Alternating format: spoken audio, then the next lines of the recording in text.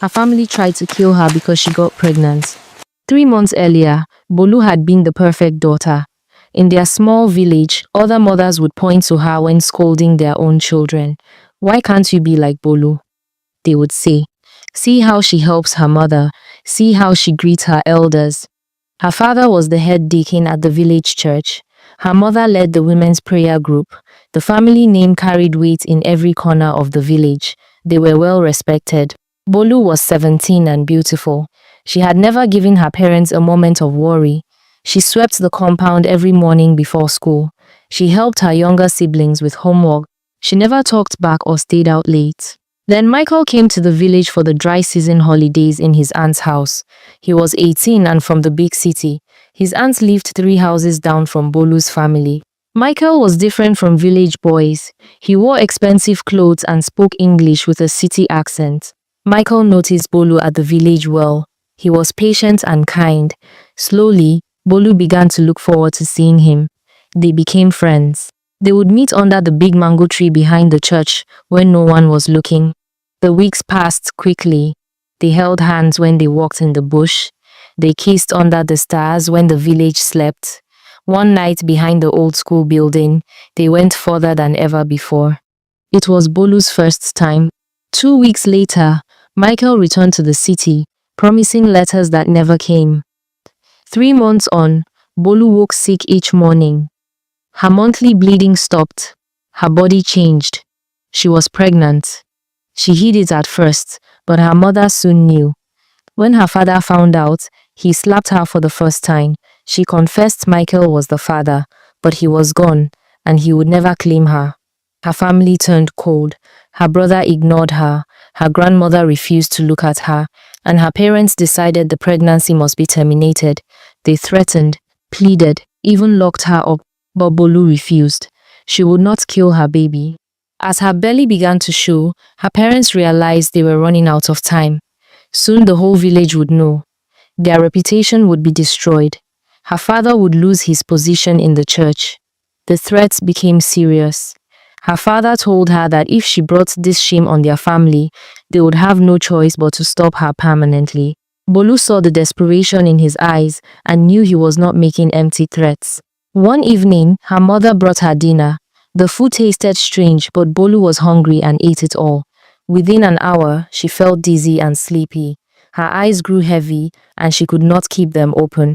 When Bolu woke up, she was lying on a mat in an unfamiliar hut. Her hands were tied behind her back. Through the doorway, she could see her parents talking to an old woman. The woman was counting money. They had brought her here for a forced abortion. The ropes were loose. Quietly, she freed herself and crawled to a hole in the wall. Beyond it lay the bush. Bolu ran barefoot, thorns tearing at her skin, fear pushing her forward. By sunset, she stumbled onto the main road. A yam truck stopped. The kind driver, without asking too much questions, gave her a ride to the market town. By the time her parents discovered she was gone, Bolu was far away. Standing at the edge of the market town with nothing but the torn dress, Bolu made her choice. She would not go back. She would find a way to survive on her own. Her old life was over. Her family was lost to her, but her baby was still alive, and that was what mattered now. Bolu reached the market town with nothing but the torn dress. At first, she thought she would find safety among the noise of traders and buyers.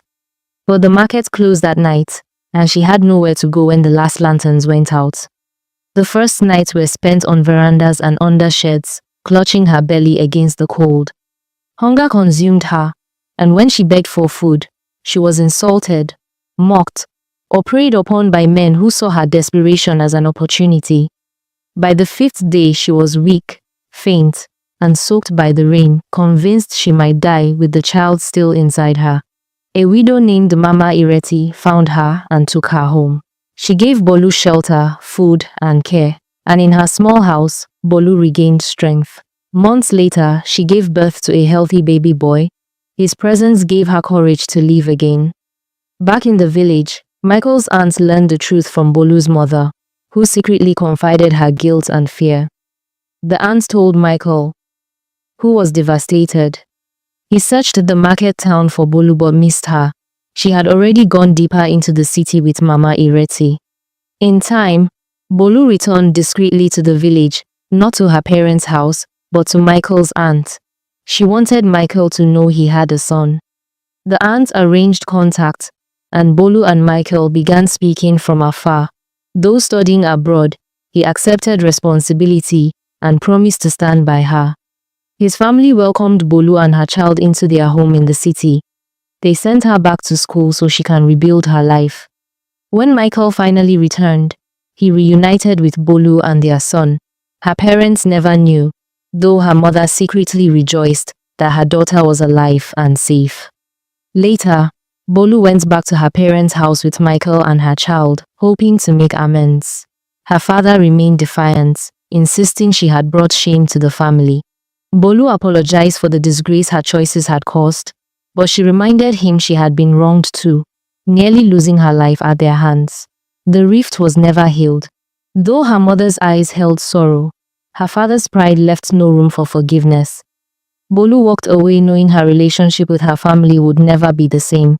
She chose instead to remain where she was accepted, raising her child with dignity and love, and building her life among those who had chosen compassion over honor.